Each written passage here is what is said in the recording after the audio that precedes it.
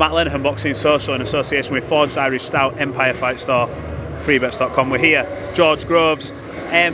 Before the main event, we're trying to get your opinion on this one tonight before we talk about other matters. Barao, Sam Eggington, 50-50, I think, on paper. What's your take on it? It's a great fight. Yeah, it's a great fight. I think Sam Eggington always sort of delivers. You know, he's always in great fights. He's been Fight of the Year candidates before, you know, and this is another good fight. You know, really good fight. I'm working the broadcast tonight. We're filming beforehand, so we don't know what the result will be, and I won't give a prediction because I don't know, and I never do. You know, if I'm working, then you've got to keep trying to stay as impartial as possible. But I think it's a really good fight, and a good sort of fighting man's fight. Great for the Channel 5 audience. Hopefully, I'm sure it will deliver. 100%. Look, let's sort of swivel away to what's coming up next week. I'll be there in Saudi Arabia, Riyadh, Anthony Joshua, Francis Ngannou. I referenced this a couple of times speaking to Gareth Davis, and he says there's genuine jeopardy in this fight for Anthony Joshua. Do you see it like that? I think it's a very interesting fight, and you know, heavyweights they are. Joshua's been, you know, a massive name for so long now, so it's a good fight. You know, after the Ngannou Fury fight, you know, I thought Ngannou's definitely got a future in boxing. He performed a lot better than I thought he could have. You know, no one had really seen a lot of him. I definitely hadn't seen a lot of him. I don't watch hardly any sort of MMA or, you know, UFC. So, but he's a good athlete, obviously, and a good fighter.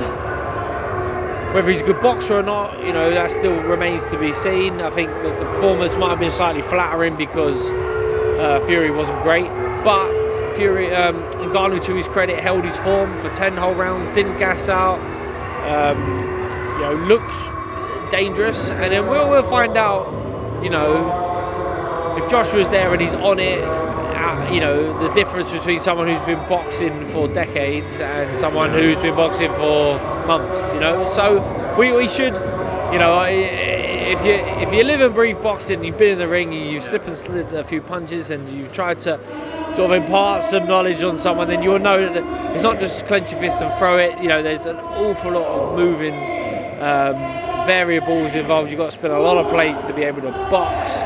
So it should, you know, it should be a conclusive result, but we never know. How devastating would it be if Francis Ngannou flipped the script like he almost did against Fury and managed just to either stop, just get the victory against Joshua? Everyone talks about, obviously, if he can knock Tyson Fury down, if he hits Joshua clean with a similar shot, then he'll go down.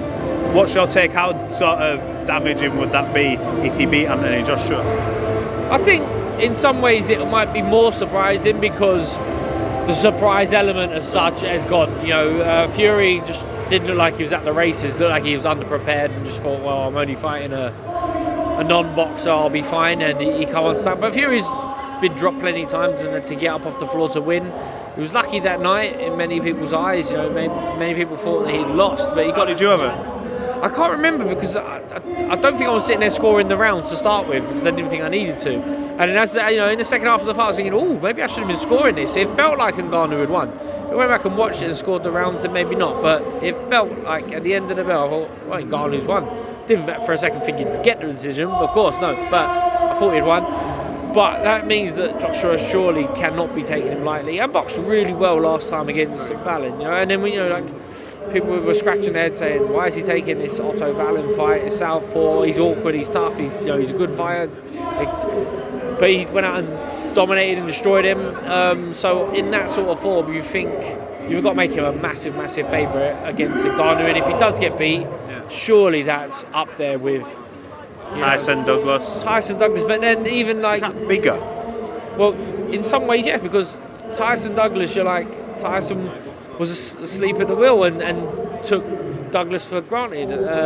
Whereas surely Joshua can't be doing that this time. Yeah, exactly. Just quickly, let's move on to Fury Usyk. We saw what happened with the pullout, and we've seen pictures of Tyson Fury. He looks in unbelievable shape. I know shape doesn't always mean that you perform in the ring on the night, but you know, how sort of detrimental can that be when you're preparing for a fight? You'll know when you get to that point in camp, you're sort of trying to get to that peak just before fight week where you're firing on all cylinders. He's now had to sort of either taper back and sort of go again. How sort of much of a disadvantage is it, or a negative effect for both, that they got postponed and put back? Yeah, it's a massive disappointment for both. And you got to sympathy for Fury that he got cut, because if he was actually switched on and did actually want to fight and want to win, to get himself in shape and then in the dying moments get cut and it have to get postponed, that's going to be tough to get over. At the same time, lots of people are thinking, well, was he in shape? Was he getting his ass handed to him in the gym? Did he cut himself? And if you're Usyk and you believe any of that sort of stuff, then you're thinking, well, what am I doing? Am I wasting time? How do I prepare for a fight and a date that might be a fantasy? They talked about the December 23rd date, which was never going to happen, and it didn't. And then this new date, and then he's been prepared for that. He's a soldier, like literally at times, Usyk, but also in terms of his boxing, performances and I'm sure mindset, where he just goes to work, fights and wins. But this might be his toughest one yet because of the being fucked around. So we'll see. You mentioned there, obviously, with the things about did he cut himself and stuff like that. What do you believe? I've got no dog in the fight, so I don't care. But if people said to me that it's impossible that he cut himself, I say, well, hold on, it's not impossible for him to cut himself. Of course, it's possible. Is it logical? It depends. You have to look, But would I state with conviction that it was genuine or not? Of course not. I don't know. I wasn't there. But it's like it's a fun thing for boxing fans to be up for debate. But for people, just for fans maybe, or the general public, I think that's barbaric and bizarre, and they couldn't compute you like injuring yourself to get out of a fight because they just literally can't cope with the blood. It's like, it's actually, that's the easiest, the most simplest way to, push back a fight is to cut yourself. If the best Tyson Fury turns up and the best Oleksandr Usyk turns up, obviously there's no guarantees of either, especially with this delay now. But if we do see something like we've seen of the old Fury, and we don't know really what the best is, obviously, be Wilder with that come forward style. We've seen him on the back foot cause Klitschko absolute night measures, going to repeat of Fury. Calculate performance against Dillian White, but a lot of people said Dillian wasn't really, at his best. If we see them both close to the best, what happens? If they're both at the very best version of Fury and the very best version of Usyk, even though he's got to give away a lot of natural disadvantages, I'll pick Usyk. I think Usyk's you're big. You love Usyk, don't you? Well, great. I appreciate the style. I appreciate the athlete that he is, the way that he can carry his body, the way he can move, the way he reads boxing, the way he sees the shots, his accomplishments in the ring. He's an Olympic champion, mega wins. Unified the cruiserweight division, gone up. He's a multiple belt holder in the heavyweight division. The last one left is Tyson Fury, and Fury's been a great fighter. Standout win will be beating Klitschko, when Klitschko felt sort of unstoppable, but he got under his skin, got in his head, won that fight that way. But if you ask me whose career would I have liked to have had, I'd pick Usyk's over Fury's. But maybe I'll change my mind after the next fight. Yeah. So there we go. Just a couple more quickly. Devin Haney, Ryan Garcia. I mean, we've had 2 press conferences. I don't know what you've seen of it. What do you make of Ryan Garcia's demeanour? A lot of people talking about his body language. Devin looked, I'd say, fairly cool as a cucumber. He's brought some points up to him. What do you make of the fight, but what do you make of how they've sort of faced off each other and how they've both sort of reacted to one another? I've got to be honest, I haven't seen all of it. I know there's been some stuff gone on, and some stuff has cropped up in my feed where Garcia's posted some strange stuff, I think. And then they've been leaking each other's sparring and bits and pieces like this. So, in terms of the fight, then. Yeah, I mean, in terms of the fight, I think Haney is a level above Garcia. Garcia's got fast hands. He's a good boxer, but you know, he lacks a bit of mental fortitude. You know, like for where he was in his career to have like not got up after, you know, with the Tank Davis knockdown. I was disappointed with that. I think Haney's in great form.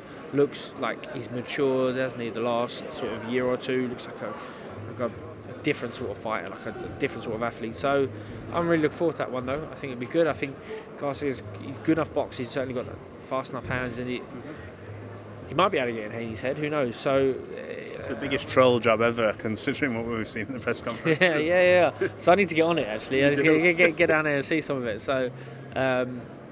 You know, he's got a massive following, you know, and he lives in that sort of realm, Garcia. So maybe that has an effect on him. Sometimes positive, sometimes negative. So, but yeah, I'm looking forward to that fight. Last one from me, Canelo Alvarez, Cinco de Mayo coming up. By all accounts, has left PBC. Talks of him linking up with Matchroom again, DAZN, Jaime Munguia, Edgar Berlanga mentioned. I think it'd be a bit too soon for Berlanga coming off Poddy McCrory win a few weeks ago. Jaime Munguia. A lot of people were talking about Chris Eubank Jr. as well in the background. What do you make of that? Obviously, someone you shared the ring with as well. And what would you like to see Canelo do?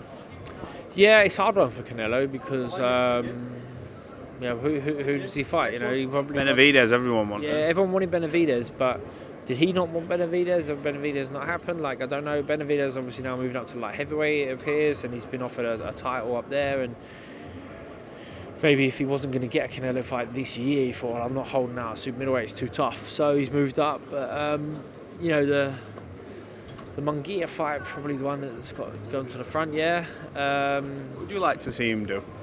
As a boxing fan, he's achieved so much. You got a resume, a who's who resume kind of thing. But for you to say, like, even if it's just like a fun fight, I mentioned obviously Chris's name was mentioned, and I know Eddie sort of, I think, downplayed it because of negotiations between him and Conor going by the wayside and saying it's not a big enough fight, and he's scared scared to fight Conor kind of thing. What do you make of that? If Chris Eubank Jr. to share the ring with Canelo? Yeah, I don't think that's going to happen, is it? Like, I don't see why. Eubank would take a Canelo fight when he's umming and ahhing over a Conor Ben fight. It's night and day, isn't it? It's night and day. I'm not sure what's next for Canelo. Like, I don't know. I think I sort of was sold on the Benavidez fight being a great one, and now that that's not happening, it's sort of I don't know.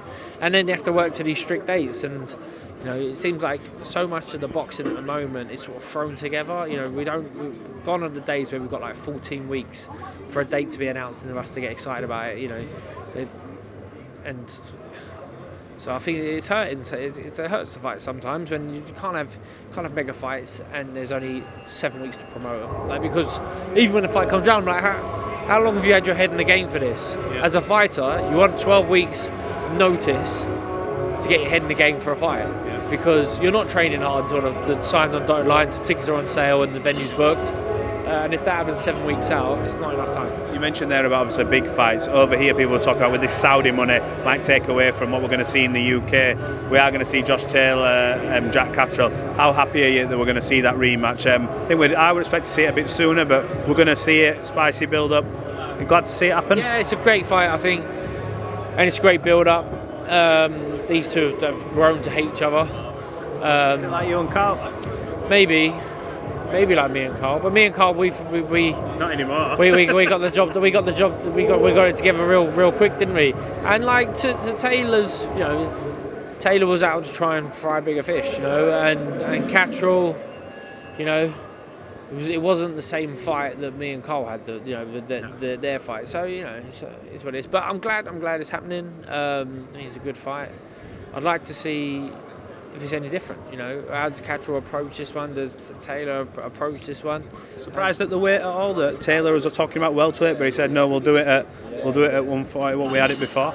I didn't realise that. Yeah, I thought he was at welterweight. No, it's at 140. He's the same weight as before. Right. Okay. Yeah.